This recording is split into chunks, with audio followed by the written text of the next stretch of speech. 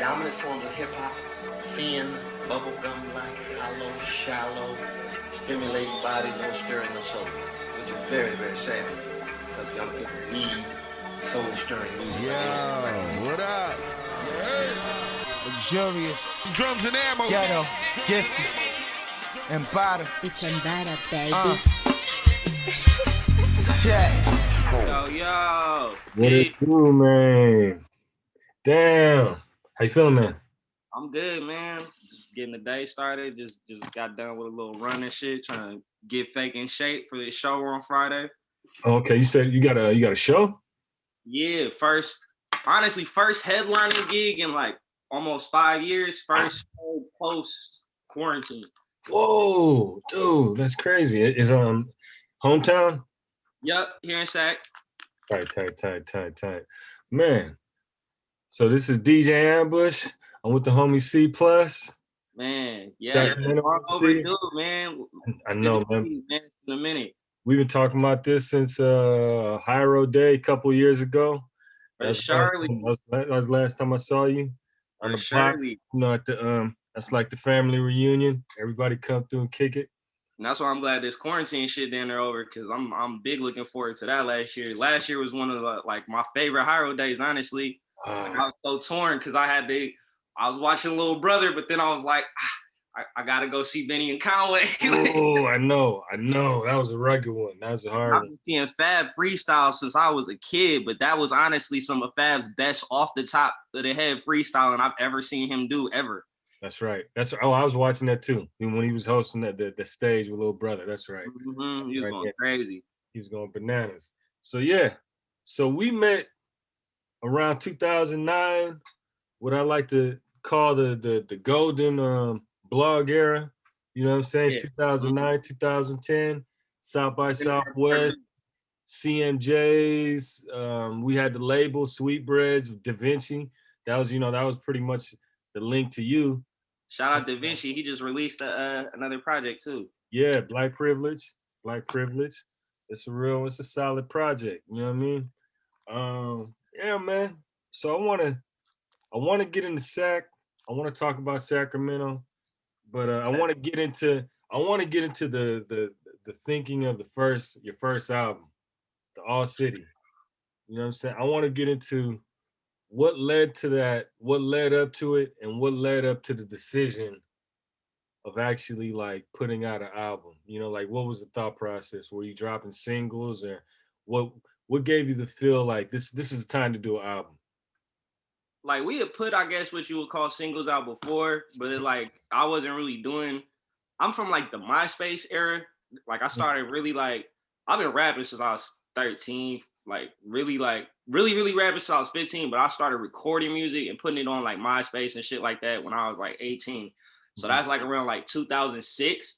So like we would put songs out and shit like that, but like a lot of my first early shit, just like everybody else, I was just rapping over whatever beats I could download and shit. Like I was doing mixtape shit or whatever. Mm-hmm. And then it was just like, I think with MySpace and like chat rooms and like we would sneak and post music on like Nike Talk and like other forums that necessarily weren't for music or whatever, but we knew there were people in those forums and chat rooms that also appreciated good music. So I think that was kind of like the precursor to the blog era. And I was just stacking so much material and just dropping so many freestyles that like by the time the blog era came around, there was like one or two people from like the chat rooms and MySpace and shit like that. Like, hey, you should try and submit your music to this blog, or you should try and holler at this person and see if they can post your shit. Mm-hmm. And that I feel like just rapping, like just because I really wanted to rap and just having my skill set sharp, that prepared me to be able to do shows. And then like when I would get in the studio with other artists or rap over original beats. And I credit a lot to my brother because it's like he has studio at the house, MPC, he making original beats and shit like that. So I think a lot of me being off on my own, like just doing mixtape shit and like sharpening my sword was just kind of me getting ready to go fuck with him. You know what I'm saying? I didn't want to come over there on no Lil Dog shit. And then like, you know what I'm saying? I wanted to make sure I could run with the big boys when I came to the real lab. You know what I'm saying?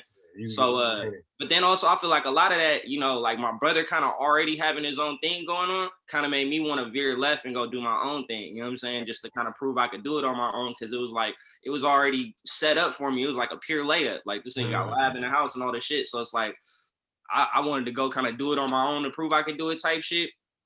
And then you know, just when the blogs really hit and shit like that, it was I mean just throwing darts at the board hoping something stick. And me getting in the mode to do an album was just more so I just felt like I did so many mixtapes and shit. Okay. That's what it was leading up to. Like, you know what I'm saying? After I had like, you know, I had that one mixtape that was like, oh shit, I fucked around and got like 2 or 3 real beats on here. Like it's a mixtape. I got like 3 original beats on here. These is real songs. Then the next tape, it's like, all right, it's damn near 7 original beats and it's only 3 mixtape beats on here. Then by like the 4th time, it's like, I think me doing the first project I did with Lee Bannon, Smallest Giant, that was the first time that I did a full project with all original production. Okay. And then now I got a couple blog placements because Bannon was kind of popping at the time. He had did some shit for like a couple of underground artists and shit like that. So then I started getting placements more so, like honestly, more so off the strength of his name as a producer than me as an artist. But then once people started fucking with me as an artist, I got a couple other little placements from like features I did for other artists that were getting on the blogs at the time and shit like that. To where I ain't gonna front, man, I was really spoiled when I first came out because people started seeing the attention I was getting on the internet or whatever. And it was kind of like people was just rushing to work with me. Like, and that's not just like other producers and shit like that around. I was just like, it was more so everybody that was around me that had been watching me rap. That was like the wake up call, like, oh shit, like Plus might fuck around and get a deal or something. Like we need to like really like all kind of group around, bro, and like see what we could do to get him to the next level. So that turned to like, you know, you got the older homie around that got some bread. He like, fuck it, what we got to do? We got to pay for the studio time. We got to pay for the merchandise, CDs to get pressed up. All right, I got some bread on it. I had the one homie that was shooting skate videos at the time was like, all right, fuck it, we gonna film some music videos. We gonna film some behind the scenes in the studio content.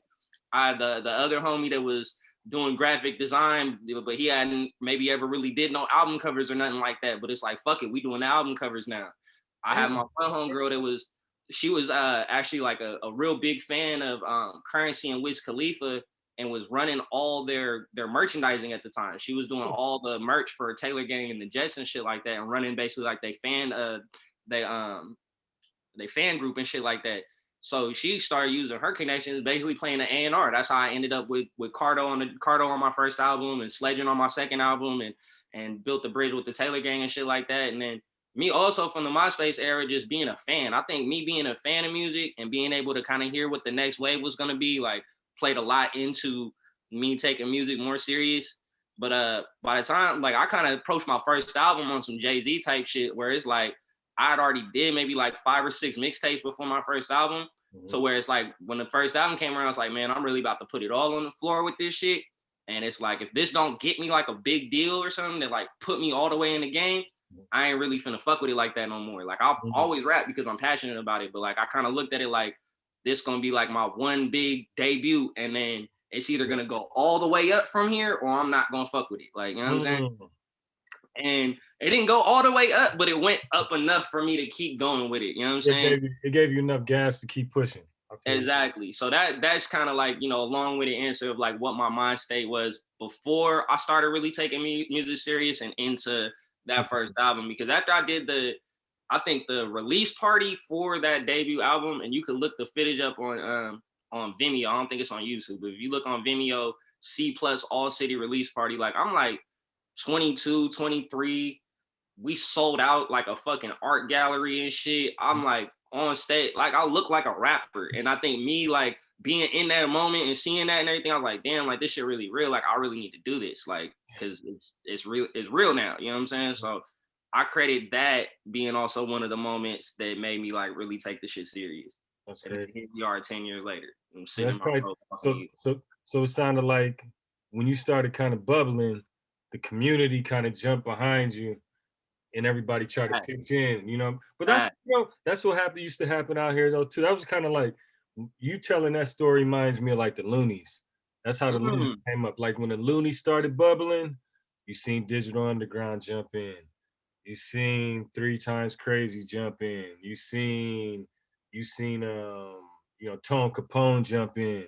You seen everybody, and then once they did the 5 on a remix, that was kind of like the embodiment of everybody going, all right, these are the new cats. Let's all try to give them that push to see where they can go with it. You know what I mean?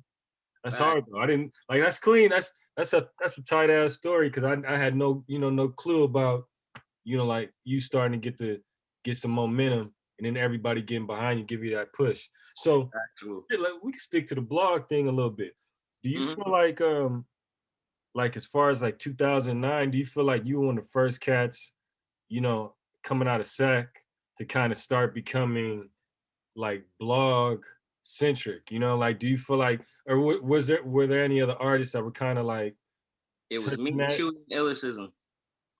Oh, Illicism, that's right. Okay. Yep. Okay. It was me, Chewy, and Illicism, and I honestly I credit Lee Bannon like kind of getting all of us on the I think Illicism got on his own, but I know me and Chewy Bannon had a lot to do with like us getting attention from the blogs and shit like that for sure. I can't discredit bro with that.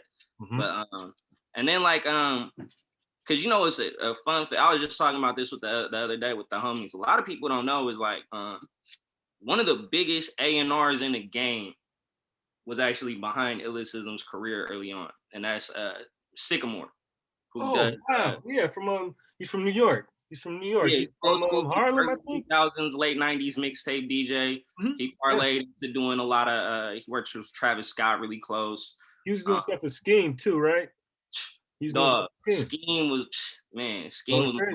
still is one of my favorite rappers. But yeah, so Sycamore was behind Illicism at the time, and I credit him a lot for getting, because it wasn't just Illicism on the blogs. Illicism's whole little clique of rappers that he fucked with. He had a clique called Fly High, and they was all getting placements. Like they was all on Smash and Two Dope Boys and all that shit. And yeah, so we had a couple rappers out the city, and it's crazy now because it's like to this day, like I'll talk to cats from like other places that you would have never thought that they would have been listening to some rappers from Sacramento. Like I'm talking about, I got partner, and it's cats, I don't want to name drop nobody, but it's cats that rap that like got names and shit like that I ran into. Like, bro, like I remember like in 2013, man, like you and Chewy, like y'all was on the blog or Illicism and da. I'm like, it's so crazy, like how cats from like Philly, Baltimore, fucking wherever, like Florida. I met a couple cats from Florida that fuck with my shit. That's like, yeah, them blogs. Like, you know what I'm saying? We going on the blogs every day. Cause that was like, it's fucked up because I love playlists, man. Playlists are so dope for discovering new music, but like, that's what playlists were before playlists. And it's like, you had to do a little bit more work. Whereas like, where the playlist is like, all right, I don't like this song, next song. All right, this kind of cool. Let me favorite this or add this to my personal playlist. All right, I ain't feeling this one, next song. Before, you would have to scroll down. You then are finna read something about the rapper before you press play. You know what I'm saying? You had to take the content in a little bit slower. So I feel like that got people like a little bit more interested in shit. Whereas now, like, you might like the song, add it to your playlist, listen to it 30 fucking times, not even know who the singer is. That's cold-blooded. That is true. Like, nah, nigga, you gonna look at my picture, you gonna see I'm from Sacramento, like all this shit. Like, get a little bit of background. I feel, because it's kind of like that was one of the things that helped Da Vinci, with the blog stuff, and his background story really was kind of the anchor for his momentum on the blog stuff, as far as like Fillmore and the rich history of the area. That was one of the things that kind of kept him moving and that was the storyline that the blogs could kind of push around, because that's what they really want. The PR wanted, they want to know about what's going on at the home base, and how did you record it? Did you record it in the barn, or did your homie grab pots and pans? Like, they want to know that. So when you don't get that now, when you just get that playlist, you don't get that background. Were y'all working with Audible Treats at the time? Yes. Hell yeah. And shout out to Audible Treats. I never worked directly with them, but like just around that time, like I had so many adjacent experiences, like with y'all and working with Mo Green and stuff or whatever. Yeah. It's like they were really like, they played a big role, I feel, in that too. Like spreading the awareness of what was going on in Northern California, just throughout the industry in general. Wow. Because like I said, like I benefited from some of the work that Audible Treats did, and I never had them hired as PR. You know what I'm saying? That's crazy. dropped the real jewel right there. Like You know, they're shout out really to them. pivotal. That was a pivotal. They were kind of like they were the spearhead of a lot of artists in that 2009, 2010. I ain't Shout gonna front. out. I got a funny story because it's like when I first finally got like my little baby budget, like this after like maybe 1 or 2 years, like I sat back and watched you guys run with them and watch Mo Green run with them, and they were working with Pilo and suing them at the time and shit. And I was Yeah. like, all right, cool. I got my little 5 bands for my little 3-month run. What's up? I hit them up. They're like, yeah, we're completely maxed out. Like we wouldn't even be able to like take you on as a client. We'd be doing you a disservice. Like holler back in 6 months. Like, Hey, because that was Cray Sean though too. That oh was Cray Sean. She shut it down though. Cray man, Sean, yeah, she shut it all down when she started bubbling. It was just like, oh, it's Cray Sean time. So everybody, you might have to take that seat. You know, you might have to take that seat back a little bit because she took the whole thing by the headlock. It's over. like Stretch, I'm trying to make $1 million off this white bitch. Your filthy rich was cold for that one. Who said that? Who said 50? Yeah, filthy rich. Like Stretch, I'm trying to make $1 million off this white bitch. See, that's what, yeah, man. When yeah, Audible Treats though, I need to holler at them because they definitely played a big part. They still doing their thing. I know they work. I think they work closely with Empire still. Oh yeah, no, it's heavy. It's heavy. No, they're doing their thing. They got a lot of clients up there. You know, they got a lot of clients. So on you said on the interview you said you didn't feel like you'd be as hungry and focused or driven. I'm reading this as you were in creating your first album. So you said you were afraid you wouldn't have the inspiration to draw from to make something as dope the second time. Yeah, because I was like the first album, I was 100% complete in rapper mode. Oh, okay. Like I might have had like if I had I'm trying to think what I was working at the Cannabis Club, I think, when that shit came out. So I had like a real low key job. I was getting a little money on the side. And besides that, I was just fully focused on rap. Like that was a period in my life where it's like, I've definitely shifted now that I'm older, where it's like, you know, like job and responsibility and everything come first. And then I can rap. Like I got to earn my rap time. You know what I'm saying? Where before it was like, I'm literally just doing whatever it is I need to do to rap. You know what I'm saying? Like that was the epicenter of my universe was me doing music. So I think just being in that state where I could afford to be that focused, you know what I'm saying? Because it's like I'm younger, I got roommates and shit, you know what I'm saying? So it's like I'm not taking the full rent and everything to the neck. I got like a little hoopty and shit. I got like a cool chick at the time that kind of holding it down. Like I'm just like everything in my life was kind of set up for me to be able to focus on rap. And I think when the second album came around, I think that's when I started working for the state. And I was like, you know, I was just a little bit more grown man responsibility mode, you know what I'm saying? And I kind of had started to accept the fact that like when I did the first album, I feel like a lot of shit, like I try to explain manifestation to people and like the laws of attraction and energy.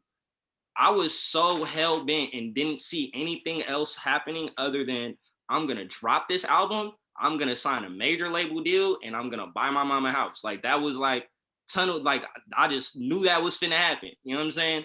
And it was like I look at how much energy I committed to that and that idea. And it's like how they say, shoot for the moon and you land amongst the stars, even if you don't reach the moon.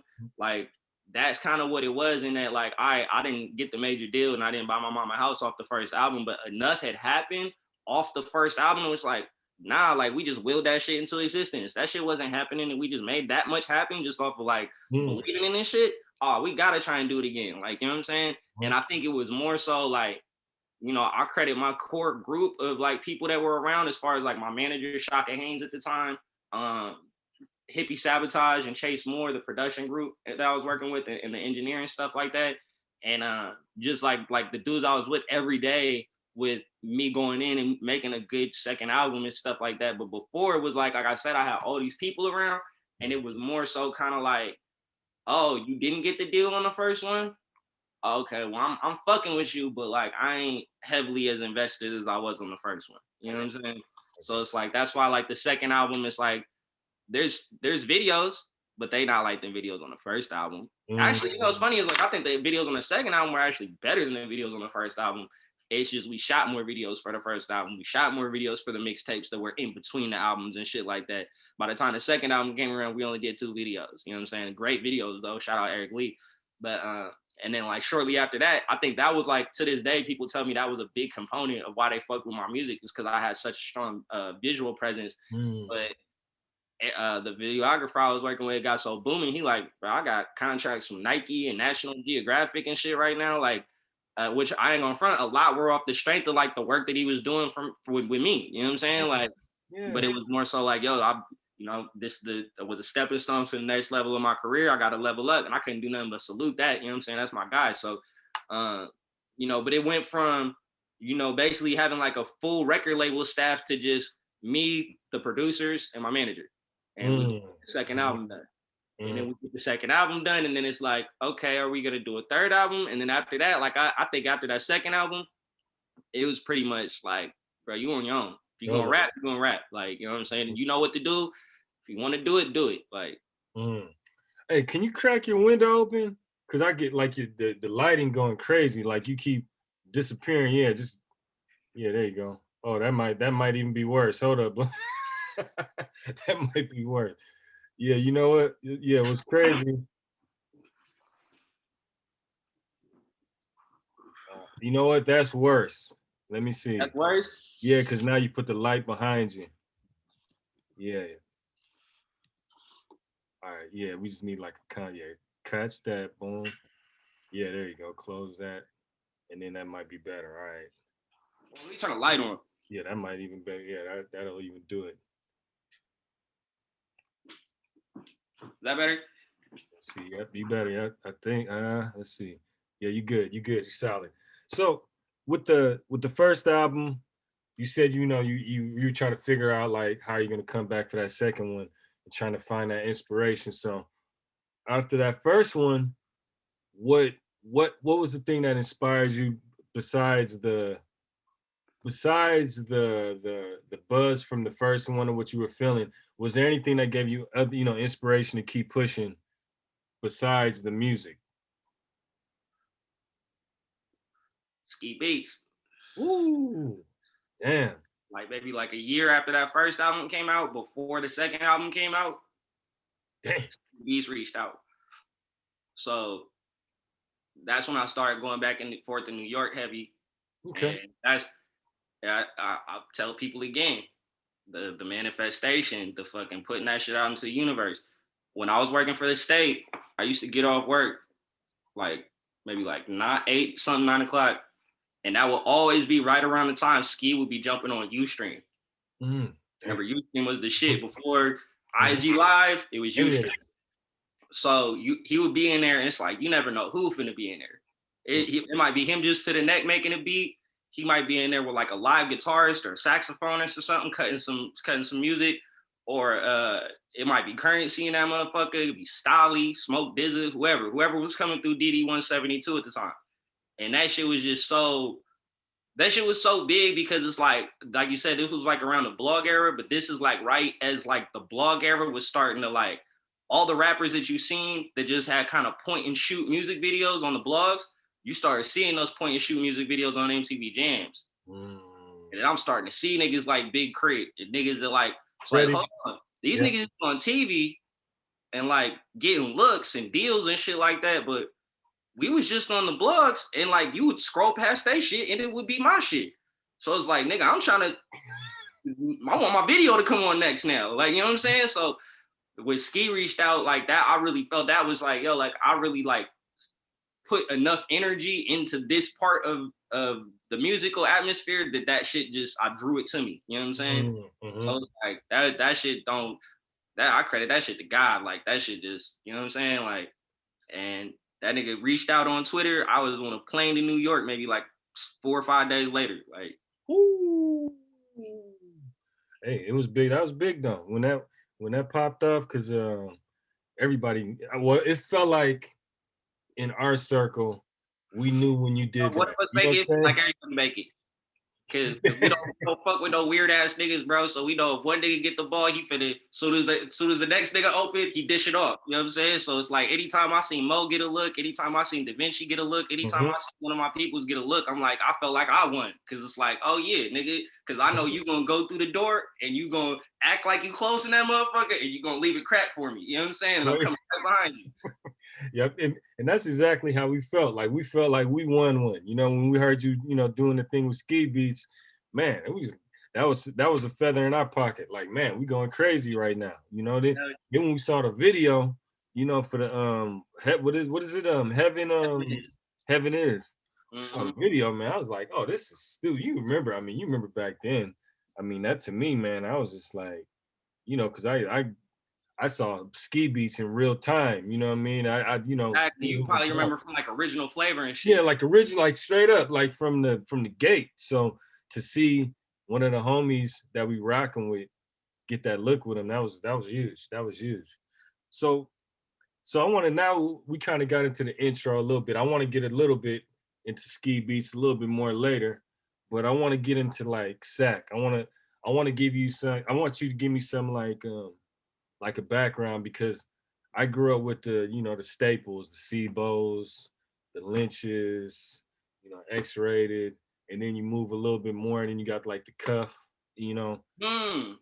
cats like that. Like that's the cats that I completely, I remember as they were starting to move. So as you're making your way through hip hop, what's your influences? Because I have a feeling you have more influences than just the local cats doing their thing. Like what influences affected you early to give you the style, the flavor, what you got right now? I credit just everybody around me just having great taste in music. I think the biggest thing for me personally that got me really into hip hop was skating, because like skateboarding, you would watch skate videos, and that would have just all the fly underground hip hop. That's how I got hip to hieroglyphics. That's how I got hip to what used to be that shit back in the day, Company Flow.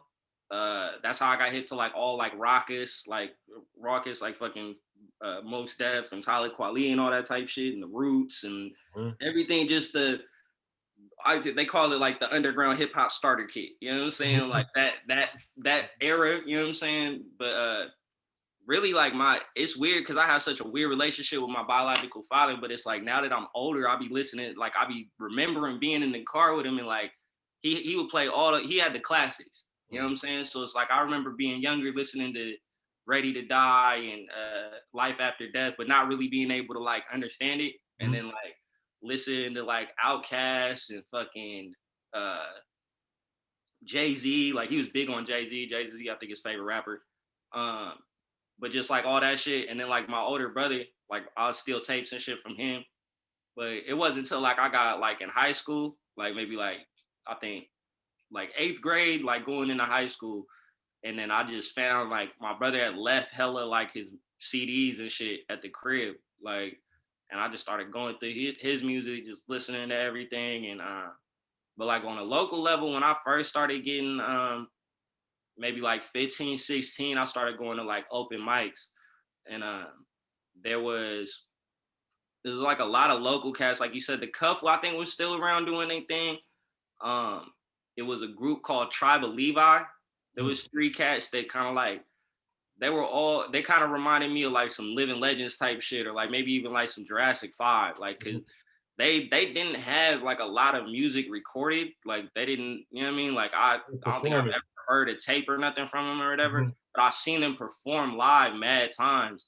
And it's like, they just had their live showdown so packed. Like, you know what I'm saying? Like they, one put the mic down, the other cover in the line. Like, you know what I'm saying? Like they were just so in unison. And I was like, okay, like if you doing a rap show, that's how that shit's supposed to look. Like they were just professional rappers, even though they were just, I think one of them worked at the pizza shop, the other one worked at the coffee shop, and the other one sold weed. And they were just like local cats that would be all around downtown. You see them fucking, if you walk around downtown long enough, you will run into one of these cats. You know what I'm saying? They were just local guys that were just super doing their thing. And so shout outs to them. And then like you said, the Cuff.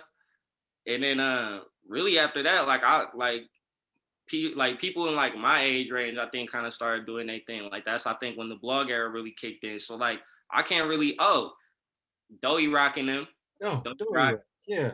Doey Rock had a lot because Doey Rock was the first rapper that I seen in Sac kind of have like mainstream success. Not I don't want to say mainstream success, but like have songs on the radio and like he had songs in like movie credits and shit like that and was doing like real rapper shit, but he didn't sound like a quote unquote Sacramento rapper. So it's like for Doey that came out kind of like during the hyphy movement and he didn't make hyphy music, for me, that was like a big thing because it's like I was part of the hyphy movement. Like I was outside, I was going to sideshows, fucking all the shit. But like I wasn't making that type of music. You know what I'm saying? Like I still was I was listening to all the hyphy shit, but I was still listening to other shit too. You know what I'm saying? So it's like, and I knew that wasn't the type of music I was trying to make. I was way too into like Nas and Jay-Z and Lil Wayne and Dipset and shit. You know what I'm saying? So I was trying to make shit that sounded more like that, which it's not Sacramento, but that's why I credit the team a lot. The team, because I ran into them out here at the mall. And we were just on they shit heavy at the time because of that. Because I felt like they were like, damn, y'all niggas like got the Bay swag, but y'all don't rap like the Bay niggas do. Y'all don't pick the beats like the Bay niggas do. The shit still slap though. The shit's still banging out the trunk, but it's not like, it's not a Shawn T beat. You know what I'm saying? It's not, you know what I mean? Like so, you know, seeing them like in the Arden Mall when I was maybe like 18, 19 years old and chopping it up with Cass Kaiser, like, that again, like I don't know where I would find any of this footage, but I know there's like a video of like me and Kaz like chopping it up and him giving me like a DJ drop shout out type thing or whatever and shit. But and then like Bueno was like his shit was like kind of hyphy though a little bit, you know what I'm saying? Not really. There was a rapper from my neighborhood actually like that was doing this thing like when I was maybe like a sophomore, junior in high school. So this is like 2002. Oh, all right. So like, y'all just triggered something. Jay Gibb, that's the rapper that was from my neighborhood, from the Thomas or whatever. But like, and there's no disrespect to Jay Gibb, but I remember the thing with him being is like, you know, people didn't know where he was from in the city, and he didn't never really like say where he was from, and that was like actually like a big thing for me because I watched, you know, a lot of cats really kind of try and play him out because of that. So when I started rapping, I was like, well, fuck, Jay from around the way, and like he not saying he from around the way, like I'm really gonna say it then, like so that like it kind of broke the ice on some shit. Like nah, like Natoma's got something to say. There's cats that do, you know what I mean? This is a neighborhood in Sacramento, like you know what I'm saying. So I kind of became the voice of my section type shit. But there was also a group called Tailor Made Hustlers, and they came out in like 99, 98. And I don't know what happened, what type of major lick got hit or whatever, but these dudes had like real money behind them and they were really doing like a rap thing. Like they had the car, they all had jewelry with like the record label. Like, so as a kid, I'm like, bitch, y'all Rockefeller, y'all death row. Like that, if y'all Cash Money, y'all have a record label and y'all all have jewelry with the logo on it, y'all are that. Like, you know what I'm saying? I don't see any difference. You know what I'm saying? They riding around with the wrapped van with the fucking with the CD promo on the side and shit. And I remember my heart stopped because I don't know why the fuck they pulling up. I'm thinking it's the Jump Out Boys or something. I must have been like in 8th, 9th grade or something. And these fools pull up on me in the van and I'm skating with my boy and they just like slide the door open.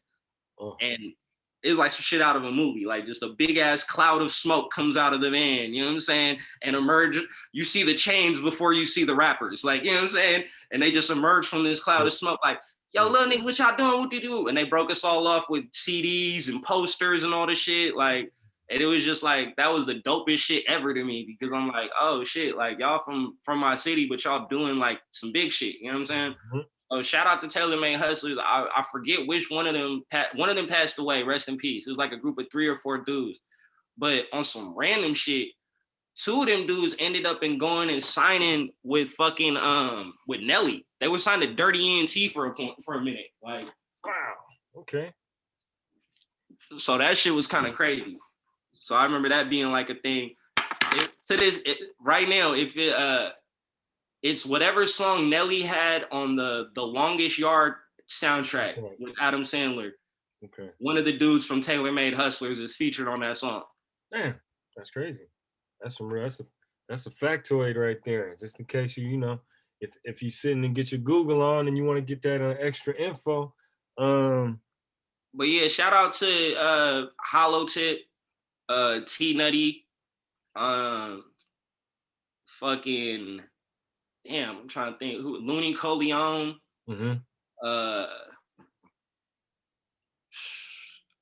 trying to think. Is Lunatic? Is Lunatic? Wells. These are just like random dudes that like I'm just thinking like throughout my childhood that I know from besides obvious like Bo and Lynch and shit or whatever, like, and then cause like it's weird though, cause people don't realize like and then like, you know, Lav, I can't say because a lot of people think CML is like a new rapper. Lav has been rapping and putting music out since I was like in high school. Mhm. Like I knew about who he was and shit like that.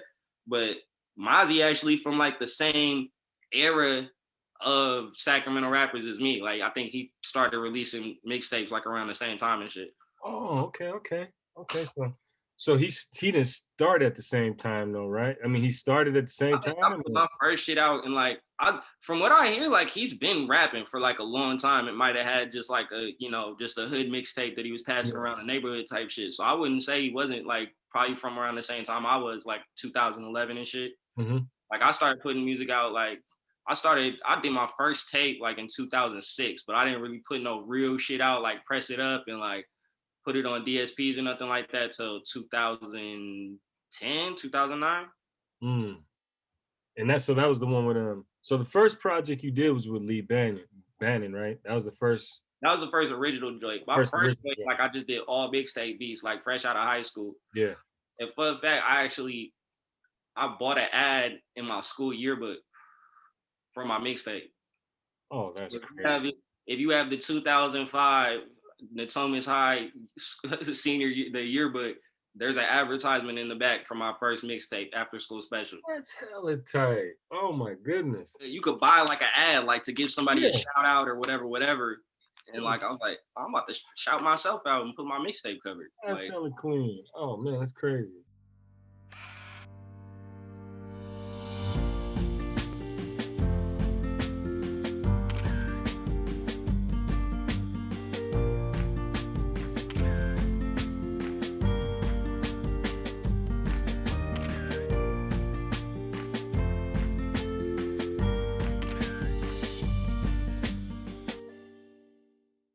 Being from Sac, like even in like I talked to cats like, you know, cats from other spots, like, you know, they may be from Seattle, they may be from whatever, but they don't have like a regional sound.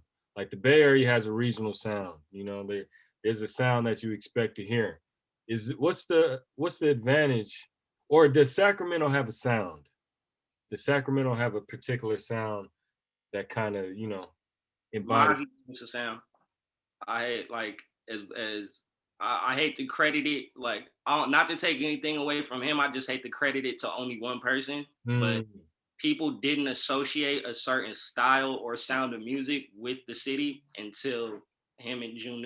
Now I wouldn't credit just him and June on the beat, the producer that he was working with Tough at the time. Okay. I think June kind of created what's known as the Sacramento Sound, which is, I'm not gonna front, like it's really just a play on the Bay Area sound, where I think it's the mob shit that Rob Lowe is doing with like the kind of eerie, like the super eerie soulful sample, but like it's not sped up too fast, but it's sped up fast enough to where you could ride the beat a little bit, but it's that shit that kind of just make your hair stand on end a little bit. You know what I'm saying? That eerie shit. And then I think they just fused that more with like the slap and the slump and the 808 that the Bay is known for. You know what I'm saying? And fusing those two together, I feel kind of, cause like, put it like this, I feel like if you take some of the stops out of it and like some of the fucking the bass and you slow it down a little bit, the shit Mozie be rapping on be sounding damn near like R&B shit. Damn near sound like some shit that Bryson Tiller would do. You know what I'm saying? Oh, yeah. So if you think that emotional landscape of music as far as like that, and then think about the content of what Mozie raps about, You know what I'm saying? And it's just that I feel is what the sound is of the city. That's crazy. And that's a trip too, because that's kind of like with Da Vinci. Well, I keep using it for an example. I remember talking to him like, and even you too. Like a lot of cats can't get on the soul samples, or they can. A lot of cats can get on them, but it seems like some artists do better than others with the soul sample. Like you got to have a certain type of content that will kind of accentuate and kind of works better with the soul sample. So what made you lean? Because even on the All City, you're kind of going back and forth on that. And you listen to that and you're kind of weaving into some like, sample stuff, and then it gets kind of like more played out music. So you kind of fuse them both together. What leans you toward like the sample stuff? I think I think all this shit really just come from being a fan of music. Mm, I was real heavy on like Wu Tang and shit when I first got into hip hop. mm-hmm. Real purple tape baby. Woo, Like woo. so that whole just that dusty gritty shit. Like Mm-hmm. that's kind of what I just. That's really like if you listen to my first, if you were to find my first tape, it's all Just Blaze, Alchemist, Mm. fucking all old shit.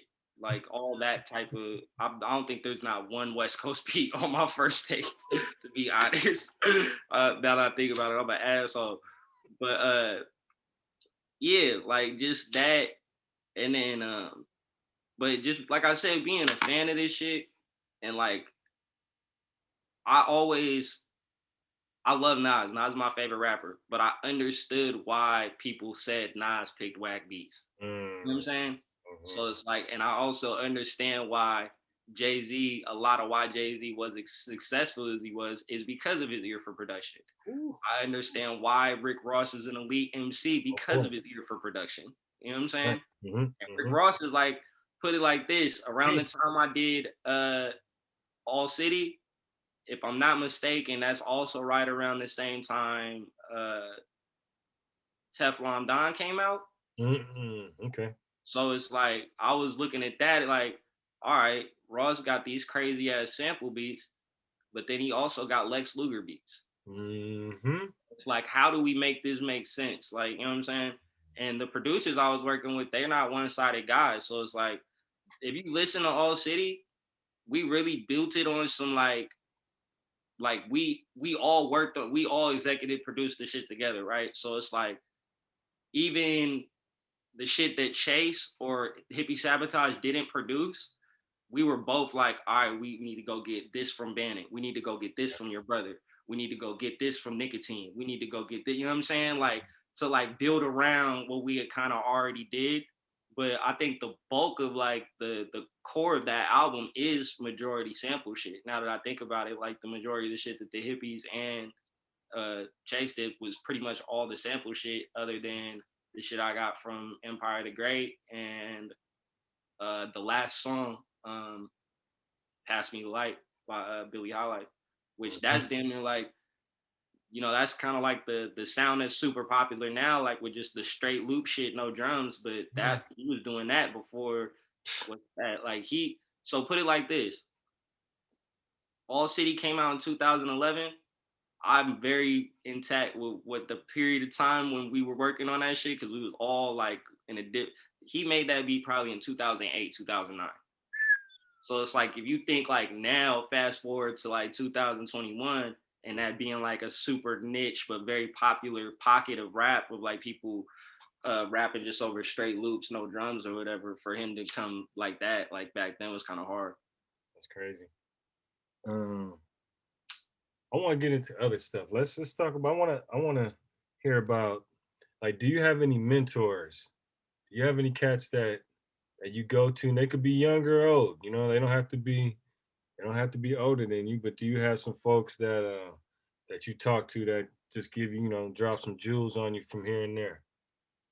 Man, rest in peace, Doty Rock, man. That was like really Mm. like that was really like my OG when it not just when it comes to this music shit, but when it comes to like seeing somebody balance having a regular career and a family life Mm. with doing the music shit. Like I definitely used to get like a lot of jewels from him about that. So rest in peace to my OG, man. But definitely my brother, you know what I'm saying? Definitely like cause he's just been doing it for so long and he's been so consistent and so passionate about it for so long. Like I've never known my brother to like not be in that lab. You know what I'm saying? Like if there's one thing Nasha was gonna do, he's going to go make some fucking music.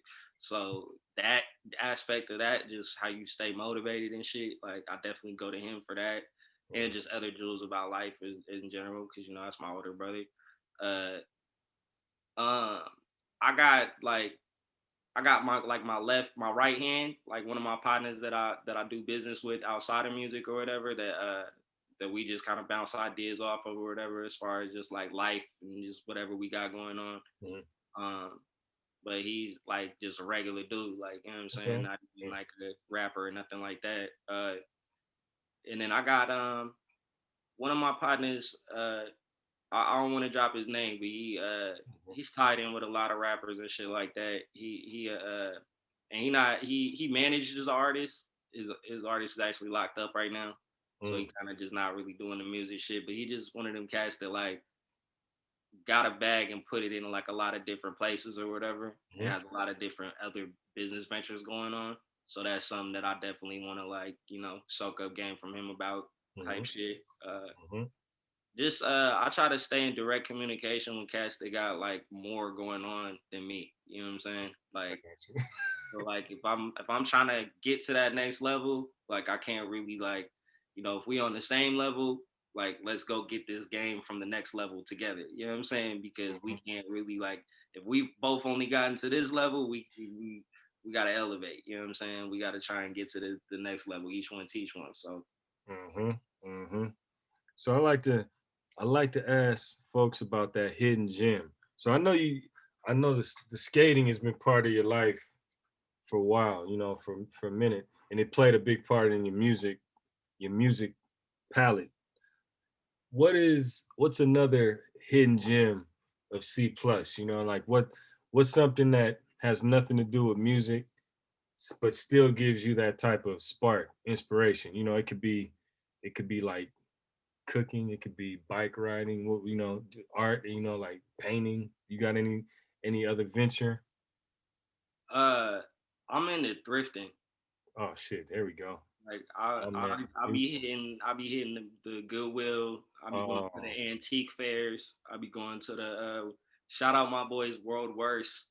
There's this shit in Sac called the World's Worst Expo that this group of thrifters throw, and they have a bunch of different vendors come out and everybody's selling all their thrift shit. So yeah, like I'm really big into that. Um, Clothes or like furniture or just anything? I be snatching. I've snatched a couple things for the crib. I bought plants like at thrift sales and shit like Mhm. that, or whatever. But for the most part, just clothes though. That's my But shit too, though. a lot of the shit that I buy is like I've been buying shit like I kind of curating. I got like a can't see it, but I got like a whole other closet right here specifically just shit that I thrifted. That Mm. like I kind of like use specifically more for like photo shoots and music videos and shit like that when I'm going for like a certain look, you know what I'm saying? Like trying to like really get that vibe going, you know what I'm saying? Cause it's not like stuff that I not necessarily wear on a day to day. I got you. And you got you still got the shop? I thought you were doing like a clothing store at one point. Or you had the line. You had the clothing line at one point, right? So I still do merch, like I'll do random merch drops here and there or whatever. But a couple years ago, like we had did like a pop up. We did a series of pop ups. So it's like every Saturday we had an event Hmm. where we were selling the merch at and stuff like that. Which I'll probably get back in more shit like that now that stuff is back open. Yeah. A lot of people don't know, like I took a lot of time off from like really doing like my own music because I actually work with Hippie Sabotage. Hmm. So when they Break were down the like, break down the band, for folks that may not be familiar with them. right, so Hippie Sabotage is two brothers, Kevin and Jeff Sauer. They're from East Sacramento, and they started off as a production duo. They both were like making beats individually and then just made it a duo. And they did like shit for Tech Nine. They did, like I said, like the majority of my first 2-3 albums, a lot of my mixtape shit. And they slowly made the transition into doing more like drum and bass, house, EDM type shit, right? And they actually scored like a super big remix of a record that went crazy, multi-platinum, all types of shit. And now they have this enormous fan base. So if you're not familiar with Hippie Sabotage, just Google them, they'll pop up. But also go back and listen to like all the old hip hop shit. Not just my shit, but just they got like a lot of old beat tapes and stuff on Bandcamp and shit. That's like, it's crazy to see the transition from them doing just kind of straight hip hop to kind of like trap hip hop to just being EDM, crazy vibes. Like super talented musicians. They play live, pretty much everything live. Like, yeah, it's nuts. So, you know, I kind of took a back seat for maybe like the last 2-3 years. Like I've been consistently releasing music, but as far as like my, you know, involvement in the music industry has been more focused on when they were touring. I was like the assistant tour manager and shit or whatever. So just holding that down and shit. And then we actually got a lot of records that like I wrote for them and other artists that, you know, cross your fingers, niggas get a couple of placements or something. But yeah, shout out to the pros. That's crazy. What?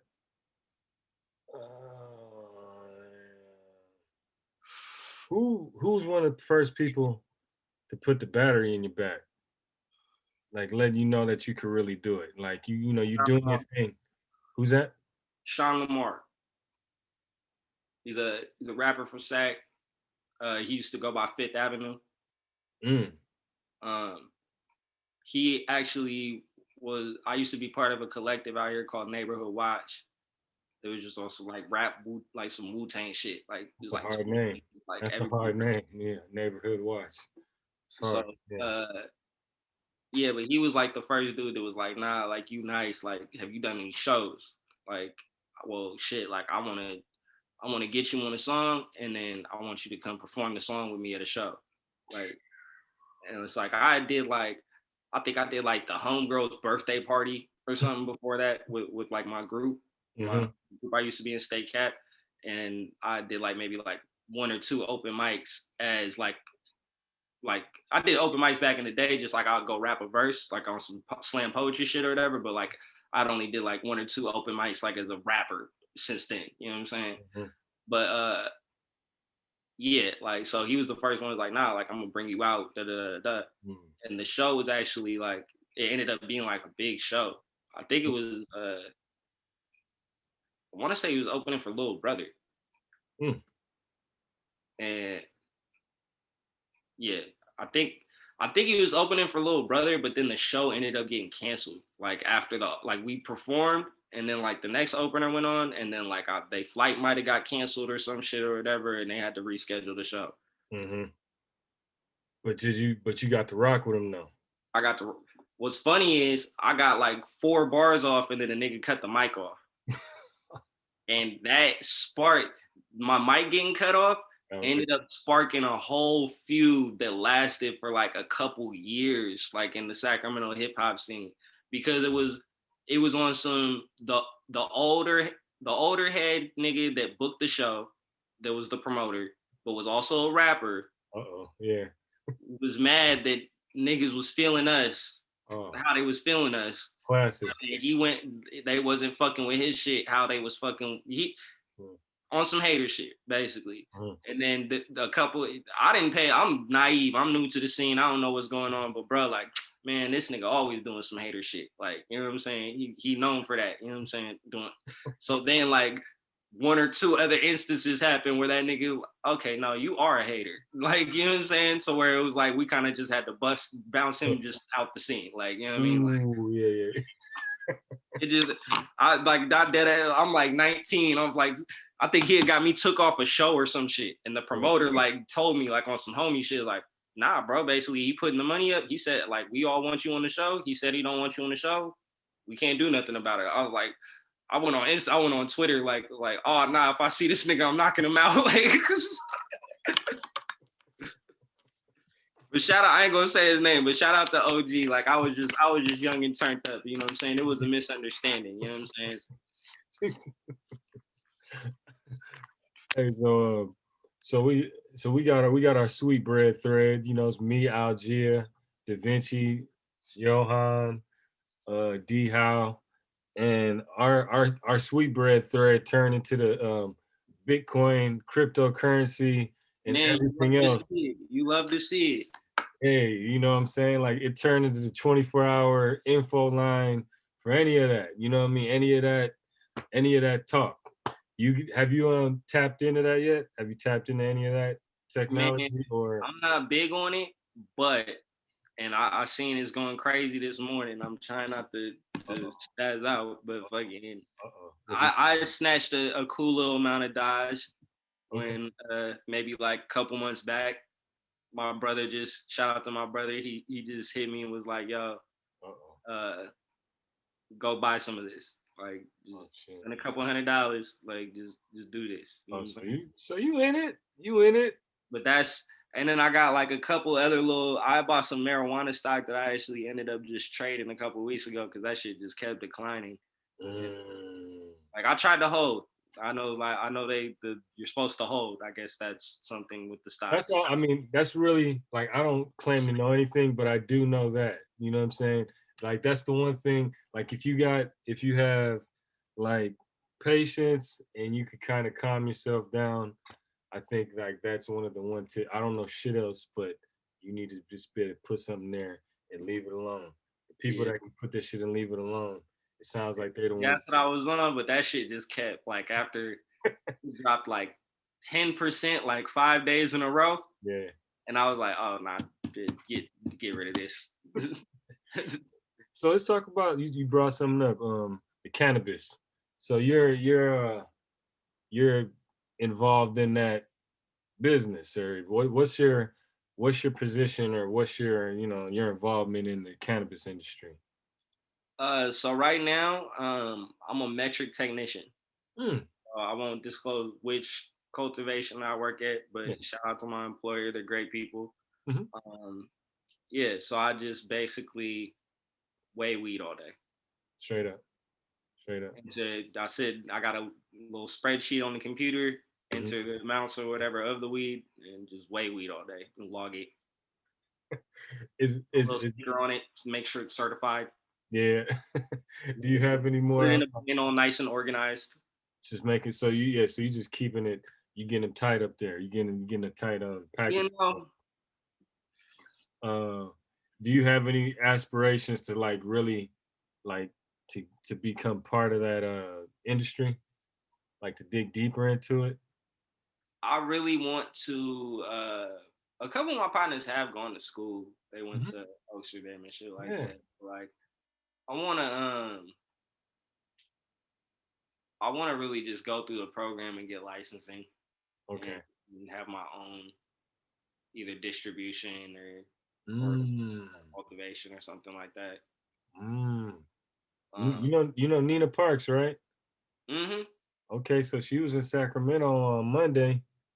They had something at the Capitol, big cannabis, something going on, some legislation, some big happening out there. But she's heavy into it. She's one of the first women part of a distribution company.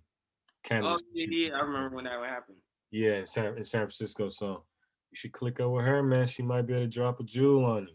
Yeah, she good folks. I remember her from back in the day when we used to do mad. Yeah, she was in the mix with everybody, with the sweet breads and Audible Treats and the South by Southwest and all those. She was right there. So talking about producers, we talked about Lee Bannon a little bit, and we talked about Ski Beatz.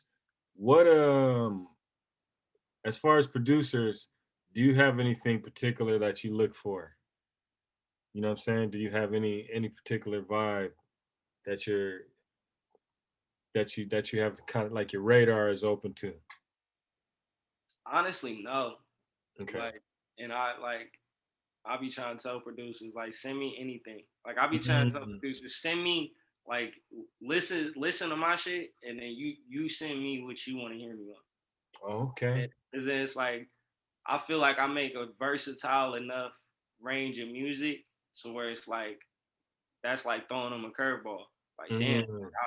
I was gonna well I seen this video and this video, so I was just gonna send them the straight loop sample shit. Mhm. But then I fucking listened to the album and he came in on the intro on some Lil Wayne shit. Like I don't know. I should send him the shit with no sample in it with all keys. Like you know what I mean? Like so Mm. I just tell producers send me what you want to hear me on. Like I'm Mhm. versatile. I do everything.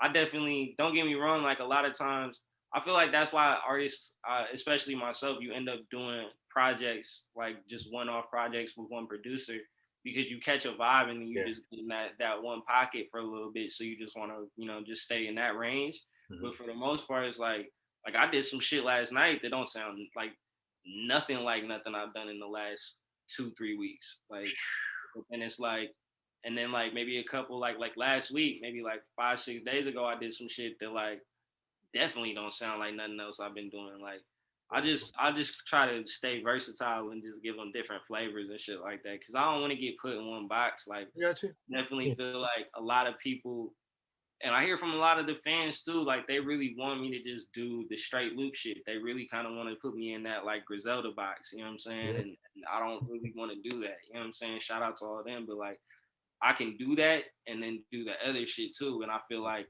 the more I just do one thing, the more they just gonna only think I could do that one thing. And it hits different when you're only doing one thing and then you start doing something else because then they look at you weird. You know what I'm Crazy. saying?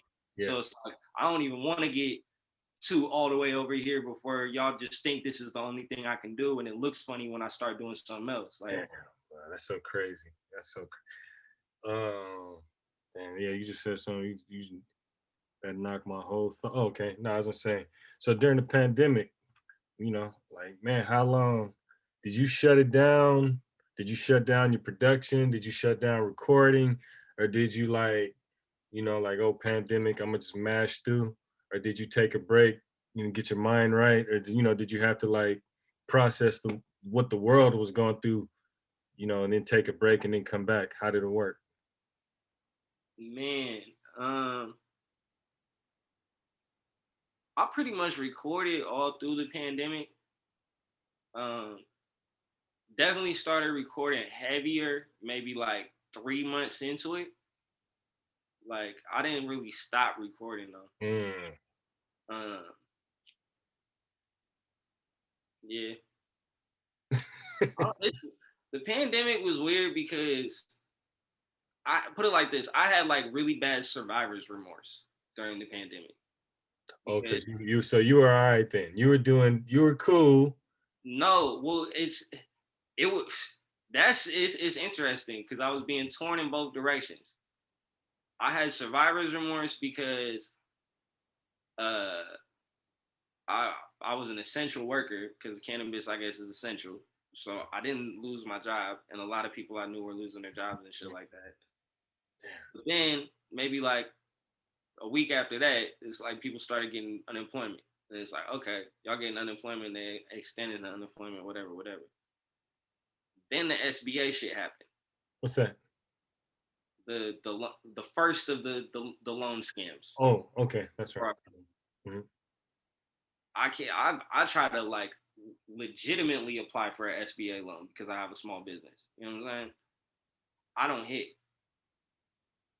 but I start watching hella people hit So 10, now 10 you, bands, uh, 20 bands. uh, uh, You know what I'm saying? I'm like, damn, niggas, all right, cool. Niggas hit the little lick, woo doo doo woo. Then the fucking stimmy hit. Niggas was frauding with the stimmy shit, claiming kids that wasn't theirs and woo doo doo woo. Another more. mhm. I'm just working. I'm just going to my regular job. I'm not hitting no licks, right? Yeah. Then they turn the EDD shit up, Mm. right? Whew. Niggas start hitting the EDD licks. Now you like Niggas pulling new cars out, niggas pulling jewelry out. Where's all this money coming? y'all niggas is getting all this free money out the government. Oh shit. Whole time, like no, I'm working. Woo, trying to keep it solid. Right. Yeah. Then the PPP shit hit. Yeah. It turned it up even more. Niggas got more chains. Niggas got more cars. Where's all the money? Niggas got all this money. Where is it coming from? I'm just working. You know what I'm saying? So it's like I have survivor's remorse because so many people were fucked up in the pandemic. Yeah. But then it's also at the same time, I'm fucking trying to watch my check my jealousy and fucking not pocket watch all these niggas fucking having all this fucking free money out the government. I'm just being a regular nigga going to work. So it's like almost like that, like besides like, you know, a lot of people lost their lives to that COVID shit. You know what I'm saying? Like, that shit's tragic. You know what I mean? But I'm kind of like a homebody. Like you see me out once, twice, maybe a week. That's it. Like, so the pandemic didn't really affect me other than that. Other than the like just watching everybody get hella money and me not taking advantage of that, I guess. Like that was like the only thing that the pandemic was. Like I think that was just a long lesson in fucking what's for you is for you and what's not for you is not for you. You know what I'm saying? Just you trying to keep your karma right. And being content and being zen within that. You know what I'm saying? That's good though, because that's gonna, you know, you're gonna need that another time down the line. You know, you're gonna need that. That's gonna be something that it's in your DNA now. You know, you may have to pull that energy out somewhere down the line and be like, man, let's hold tight. You know, let's keep it solid. You know, that's what it is. So you got the last project you did is was the last one in Twin Towers? Yep, that was the last full project that's on DSPs. Solo tape that's on my website for direct to consumer purchase called Live from the Crib. And that's out right now. And then I got I'm about to drop some new shit though. I got a couple things about to drop. I'm just trying to stay working. I've been trying to purposely like stack the visuals. Yeah. So like where I can consistently release a video like every once a month at least. Like and yeah. You gotta treat yourself like a PR firm. Cause basically like Audible Treats, they told us from the gate, they were like, all right, well, if you guys, you know, if we take you on to be clients, you need to already have 5 videos. You need to have this trailer. You need to have this. So then before you even become part of our roster, you need to have these things already lined up. So then when you start like just like you said, when you start letting them go, you got you got them lined up. And the whole time I'm consistently working, like I'm shooting more videos. So it's like I got 1, 2, 1, 2. I got 5. Yeah, I got 5 videos ready to drop right now in a vlog. I'm looking at the whiteboard right now. I gotta cross one. I almost said more than that, but I gotta cross 1 or 2 off that had already dropped. We just dropped that Magic Hour too. Yep. But yeah. All right. Yeah. Just trying to stay. So it's like I look at it like that. Like, all right, cool. If I got like 5, 6 pieces of content already ready to drop, if I consistently shoot like 1 or 2 a month, I'll stay ahead of the curve if I'm trying to drop 1 or 2 a month. You know what I'm saying? I'll never fall off. You feel me? Well, you know, drumsandammo.com. It's not Pitchfork or none of those, but hey, but if you ever want to, if you want to premiere on that drumsandammo.com, you know what I'm saying? We could do a write up on work together for sure. You know what I'm saying? It's not the fader, none of that shit. You know what I'm saying? But we getting there. You know what I mean? We're gonna get there. All love, brother. Hell yeah, I appreciate that. Man, so give us, you know, let us get the oh, you know what though? I gotta rewind to like a year or so ago when I was when like me, you, and Tim House, we were going back and forth.